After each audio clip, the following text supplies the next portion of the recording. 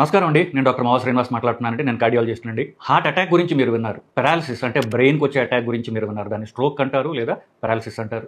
Lung attack గురించి మీరు విన్నారా? మీరు విని ఉంటారు కదా. అదే మన పెద్ది సుదర్శన్ రెడ్డి గారిని ఆయన ప్రాణం తీసుకున్నటువంటి ఆయనకి శరాఘాతమైనటువంటి ప్రాబ్లం ఈ లంగ్ అటాక్. అదేంటో చూద్దాం. ఈయన 52 ఏళ్ల మధ్య వయస్కుడు. షుగర్ లేదు, బీపీ లేదు, సిగరెట్ లేదు. సో డిసిప్లిన్డ్ మనిషి, ఉద్యమ నేత. ఈయనకి ఈ ప్రాబ్లం ఎందుకు వచ్చింది కనుక్కుంటే బేసికలీ ఇది కాలి రక్తనాళాల్లో, కాలి సిరలు అంటాం. సిరలు ధమనులు అంటే, సిరలు అంటే వీన్స్ అంటాం కదా. కాలిలో ఉన్నటువంటి సిరలలో రక్తం గడ్డలు ఫార్మ్ అవుతాయి.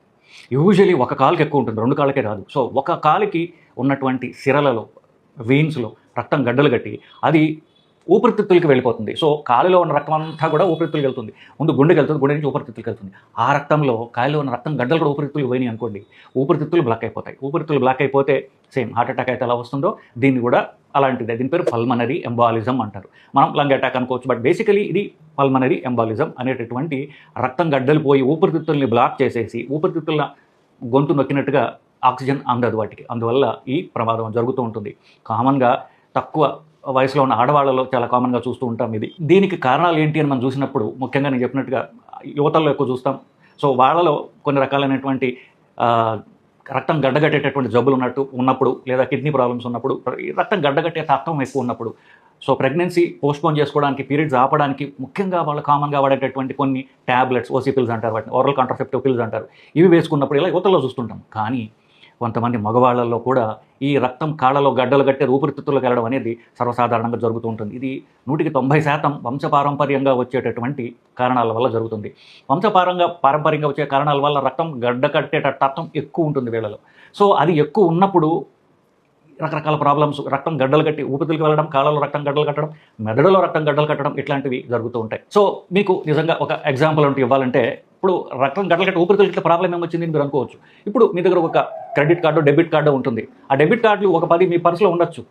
మీరు తోటకెళ్ళి కొని మీ డెబిట్ కార్డు ఇవ్వచ్చు మీరు. కానీ ఆ డెబిట్ కార్డులో డబ్బులు ఉండాలి కదా. డబ్బులు లేకపోతే ఆ కార్డు ఒక చిత్తుకాయతుల్లాగా సమానం.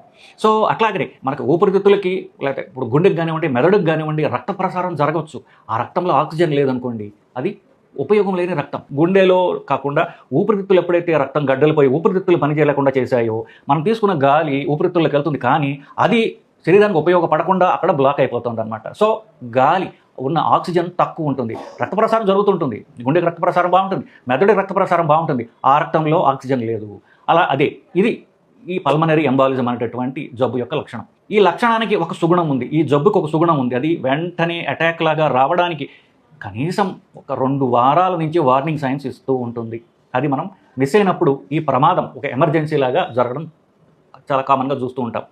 సో రక్తం కాళ్ళలో గడ్డగట్టింది. సో కాలు ఏమవుతుంది, కాలు వాస్తుంది, కాలు వాచి నొప్పిగా ఉంటుంది. అప్పుడు రక్తం గడ్డగట్టిందని మనకు తెలుసుకోవాలి. సో ఆ నొప్పి చాలామంది పట్టించుకోకపోవచ్చు. ఆ రక్తం గడ్డ ఊపిరితిత్తులకు వెళ్తే కొంచెంగా నడుస్తుంటే ఆయాసం వస్తూ ఉంటుంది.